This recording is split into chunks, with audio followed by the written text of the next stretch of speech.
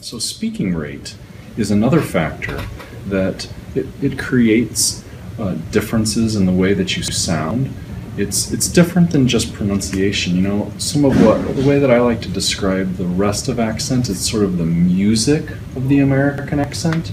And just like music that we listen to that's popular, some music is a little bit faster, some is a little bit slower. And so there are some expected speaking rates for American English.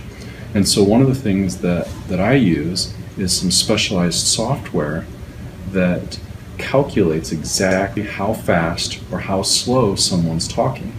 And so we can get to that point in a few minutes, and you could take turns talking a little bit more, and I can do that calculation for you and give you some feedback on the exact speeds that you're using.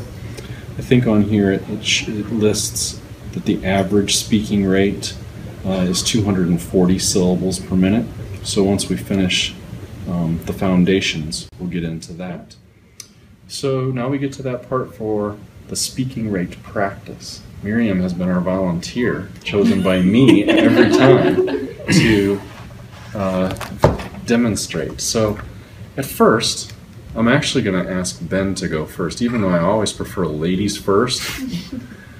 What I want to do is have Ben just tell some sort of summary story. He can pick the topic. I don't care what it is, because I don't care what he says, I just care how he says it.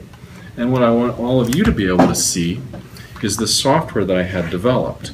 And so what it's doing is it's counting the syllables of speech across time, okay? And so there's only two ways to calculate your speaking rate. It's the number of words per minute or the number of syllables per minute. And since syllables is a smaller unit, it's also a more accurate unit. And so we'll be able to calculate syllables over time and see the exact syllables per minute on this little digital speedometer from the example that Ben gives. And we'll keep it like this so that Ben can't see, but we can. Okay? Take it away. Gosh, okay. So I guess I can talk about my first day in the hospital where I used to work. The first time I got there, I was given an introduction to the hospital, and everyone around was extremely nice, and I, got a really nice feeling from everybody.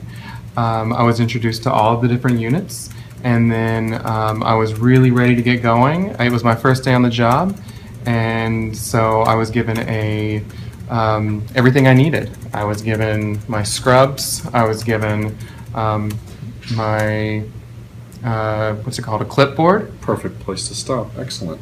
So, I don't know, like, if you're like me, when you start off assessing speech, I sometimes forget, and I just want to be cool and hang out and listen to someone, and I forget. In fact, a lot of people ask me, are you always assessing my speech when you talk to me? And I say, no, I think I'm just like anybody else, but there's kind of like a light switch in my brain. I have to sort of flip it on to start assessing or evaluating speech.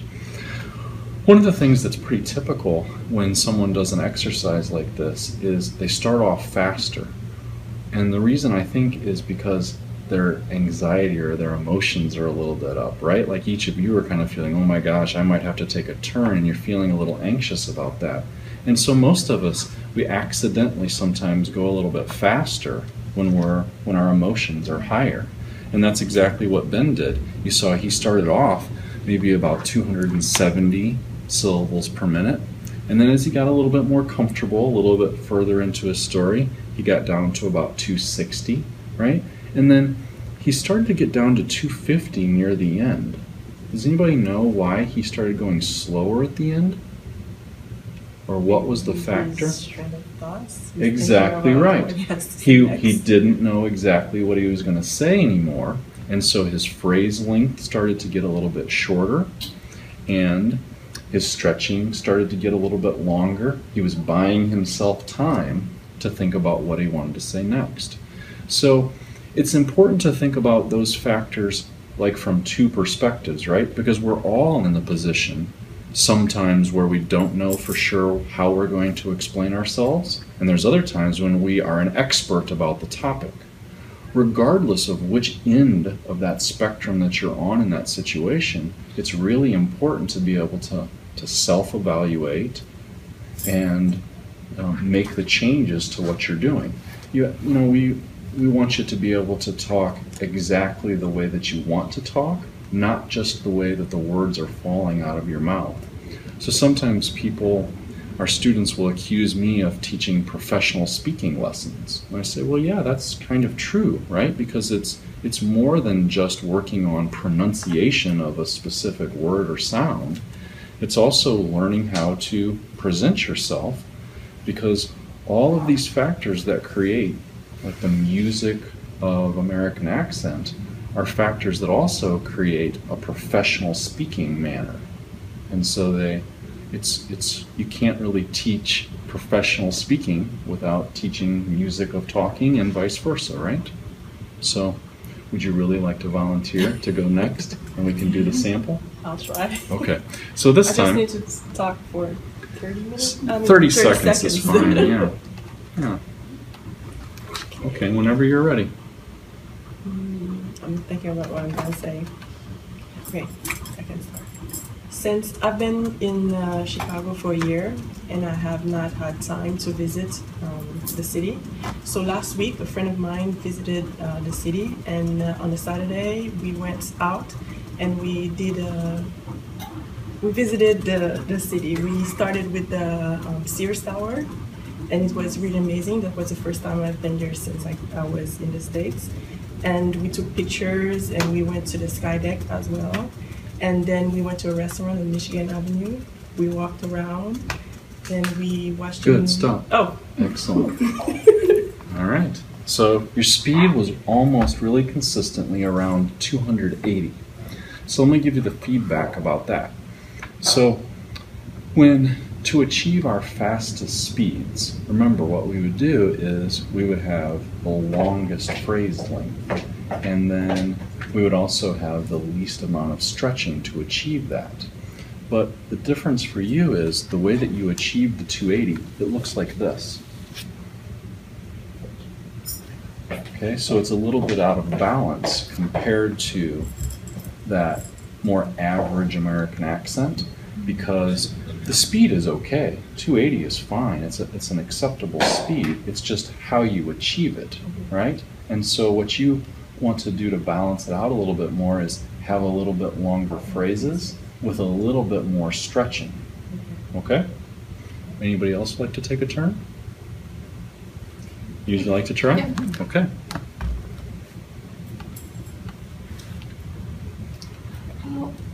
Along the class, I realized one of the biggest mistakes I made is every time when people do not understand me, it makes me really anxious and nervous. I start to talk lower or extremely fast, and that makes people even more difficult to understand me. So that actually happens a lot to me and affect my confidence a lot. Is that 30 seconds? Beautiful. It was beautiful. You did a really great job. Your overall speed was around 260, and you had a much better balance of like medium length phrases with a really nice amount of stretching there. But it's not because you didn't try, it's just a factor of your native language or languages. What is your native language? Chinese. Right, and so yeah, so in Mandarin, one of the things that's different than American English is that connectedness between words. It makes an American actually sound more like they're singing. And the reason I bring that up, because like, you don't want Ben and I to teach you singing lessons. We're not good singers. But we know how the voice is used to produce the singing voice and how that's different than our conversational voice. And so my point of that is, like when I sing something simple like, happy birthday to you, you see what happens is I turn that voice on and it's so smooth across. Because of course, even when you sing, right, it's not happy birthday it all connects. And so one of the things, like if I showed a visual using orchestra, nice speed and rhythm, but there's those little hesitations between a lot of the words, and it's just because of you're following more of that pattern from Mandarin. So probably the most important factor based on what we've discussed today is make it more smooth, more like singing, okay? And so if you even said something, I keep using that same phrase, hi, my name is John, use your first name and make it smooth for me. Can I hear an example? Hi, my name is Ying. Yes, that's nice because you just made those connections in between the two parts, between the two words, much smoother. The end of one word connects and touches the next word, and so they're almost intertwined. That was a really nice example. Anybody else like to try speaking rate? I can do. No? Okay, so I'd like to share how I felt during the lesson so far. So I really agree. John said that when I feel anxious, my speed get high, and maybe that makes people difficult to understand what I'm saying. Especially when I have a teleconference during the work, I feel very anxious and I'm not confident what I'm saying and people could understand me. So that makes my speed high, and that would make people misunderstood me a lot. And especially when I talk, it's a second like as a silent, and I could tell, oh, maybe people didn't understand me, and that makes me more like, anxious. So that's very like bad, what to say, routine. Yeah, So- very good, excellent. Very nice speed, 260, right? And one of the things that maybe you're starting to evaluate some of the ways that I'm doing, because even without moving your hand or your finger, right, you can sort of visualize and you could hear what she was doing. She had a really nice amount of stretching. She had really nice medium to longer phrases, and her speed came out the slowest of anybody in the group. And it really had a really very nice music to it. And so feedback-wise, the only thing I'd recommend based on that sample is louder volume, right? And so each of you, I didn't comment, but you both did a really nice job of a louder volume from the last experiment. And the reason I didn't say it is I wanted to see if everybody, I didn't want to give any tips because I was hoping I'd find one person who forgot about volume. And so you want to do just another maybe 15 seconds with louder volume, but keep everything else the same. Okay. Also, I will share the same thing. So when I have a teleconference with my client. Louder. Okay. When I have a teleconference with my client, I feel very anxious, and that makes my speech faster. So that would make people misunderstood me a lot. Excellent. It's a huge improvement in that intelligibility. And so all the things that you were doing there were very nice. Nice work. Okay.